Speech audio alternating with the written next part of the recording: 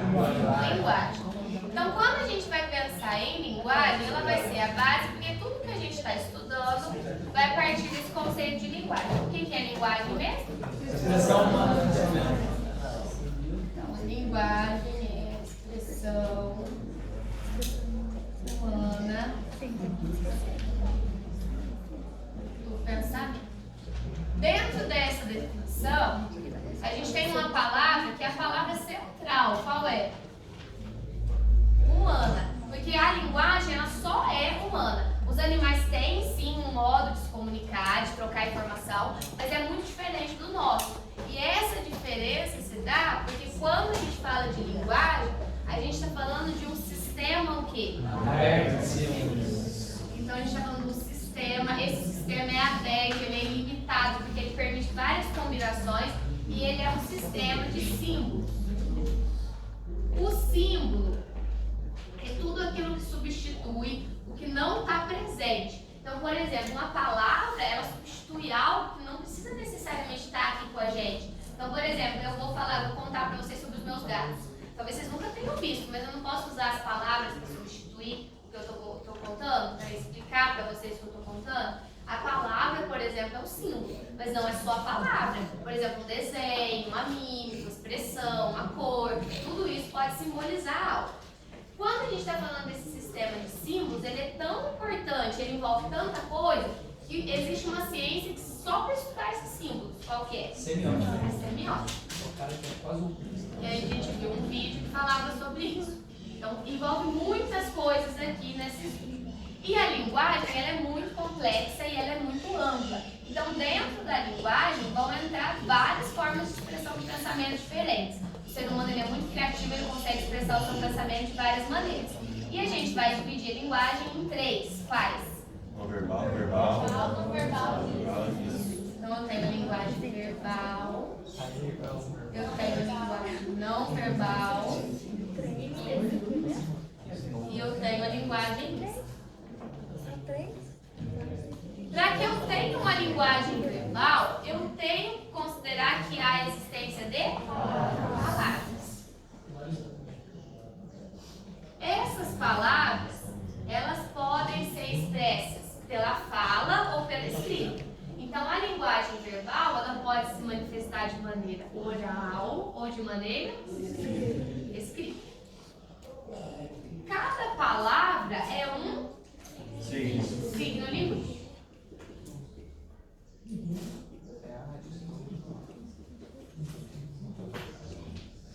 O signo linguístico é a união de duas coisas. Quais coisas? Significante.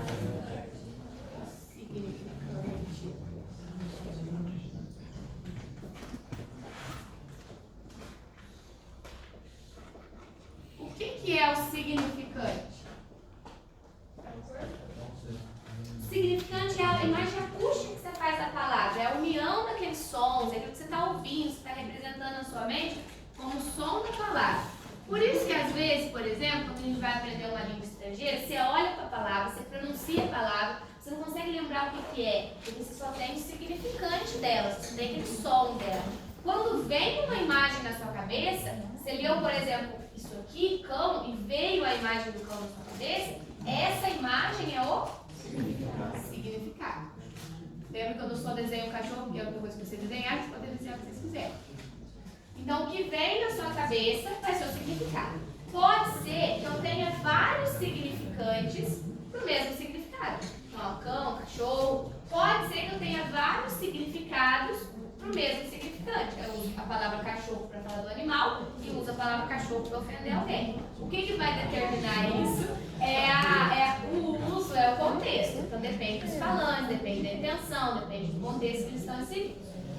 A união, então, de vários signos linguísticos é que vai formar uma língua. A língua, que é o idioma. Se a semiótica estuda os símbolos, quem estuda as línguas ou os idiomas é a linguística.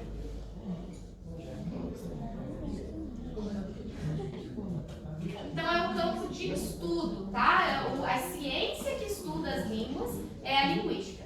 Que era dúvida? Então a linguística este é o campo de estudo, tá? Isso vocês precisam saber. A língua, ela é influenciada por vários fatores. A gente viu no exercício. Então, por exemplo, o português é influenciado pelas línguas indígenas, por línguas europeias, pelas línguas africanas. Isso mostra que cada língua, cada idioma é fruto do quê? Da cultura. Então, a língua é fruto da cultura.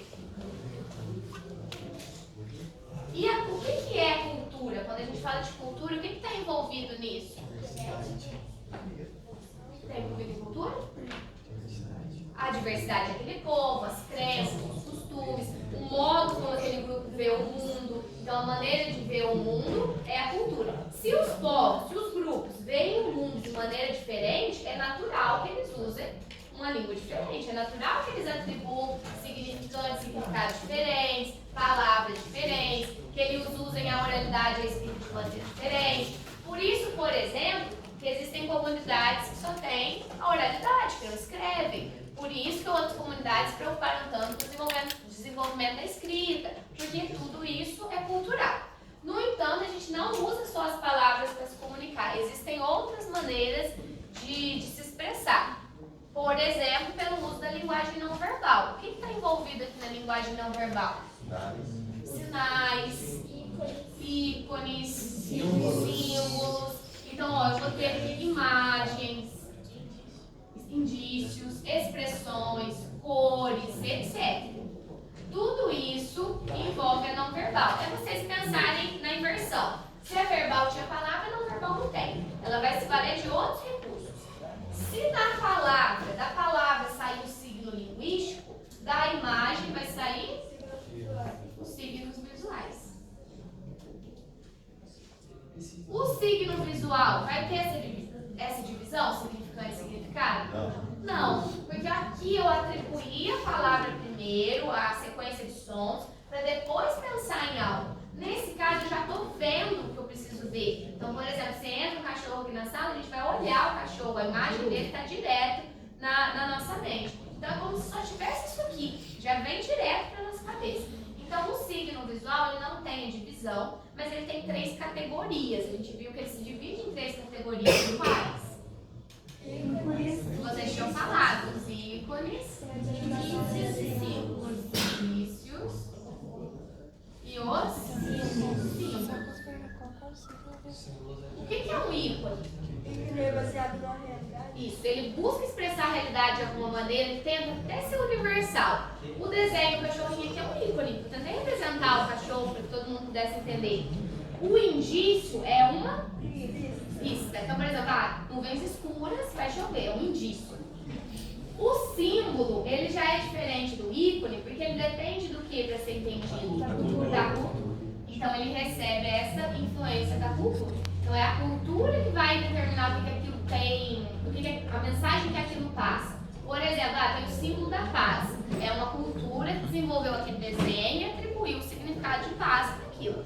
Ele é escolhido pela cultura, pelo grupo. Tudo bem? Se isso é verbal, se isso é a não verbal, o que é a mista? A mistura dos dois. E a gente vai usar muito. Por exemplo, quando a gente está falando, a gente está usando as palavras e está se expressando, tá mexendo as mãos, tá fazendo expressões faciais. Se você vai escrever alguma coisa, uma palavra mesmo, e você resolve colocar aquela palavrinha grito, grande, vermelho, por que você vai fazer isso, provavelmente? Eu quero chamar a atenção. Então, eu usei a palavra que é verbal, mas eu usei vários recursos não verbais também. Isso aí que resultou numa linguagem mista, tudo bem? E a linguagem, seja ela verbal, não verbal ou mista, tem um objetivo bem claro, que é a comunicação. Na palavra comunicação, a gente vai ter essa ideia de comum. Então, comunicar é tentar tornar alguma coisa comum, passar para a comunidade esse nosso pensamento. Para que a comunicação aconteça, 6 elementos têm que estar funcionando perfeitamente. Quais são esses 6 elementos? Emissor, que é aquele que passa a mensagem. O emissor é quem está falando. Nesse caso, por exemplo, eu sou a emissora da mensagem. O que mais que eu preciso? Receptor. No nosso contexto aqui, quem são os receptores? Recebe a mensagem de emissor. Nozes. Vocês, né, que estão recebendo a mensagem do receptor. O que mais que eu preciso? Referente. Referente, eu preciso de um assunto. Sobre o que a gente está falando aqui? A matéria que vai cair na prova. O que mais que eu preciso?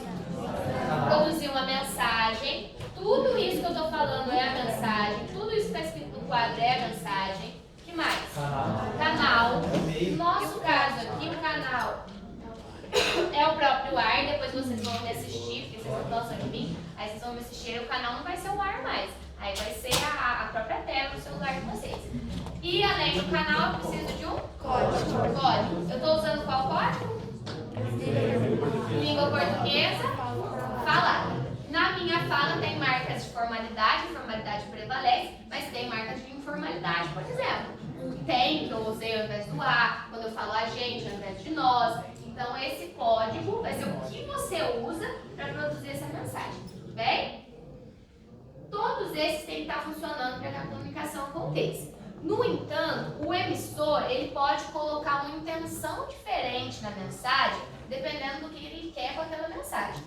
Por exemplo, se o emissor quer produzir um texto em que ele desabafa, ele vai escrever um diário, ou a Anne Frank, que a maioria de vocês está lendo, ele está produzindo um texto que tem uma função predominante. Qual função? Emotiva. Predominante, não é a única, tá?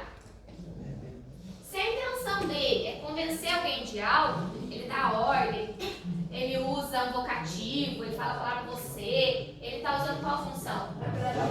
Apelativa. Um anúncio, por exemplo. Se a intenção do emissor é focar no assunto, é explicar o assunto, qual é a função? Referencial. Um exemplo de texto referencial. Uma notícia, é uma reportagem.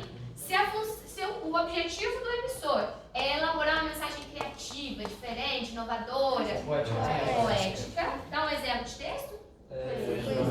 O próprio poema, letra de música.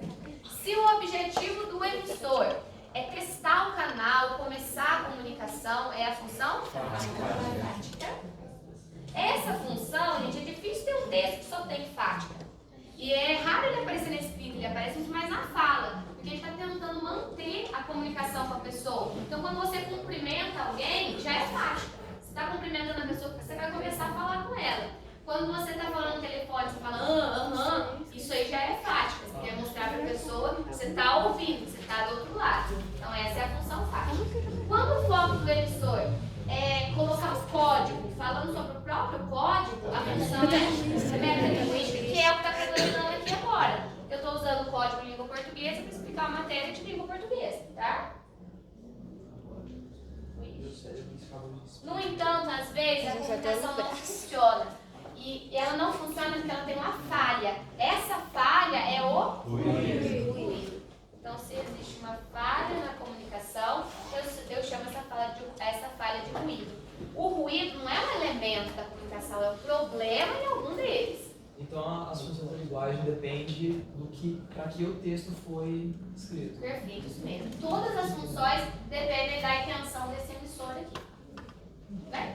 Tá bom.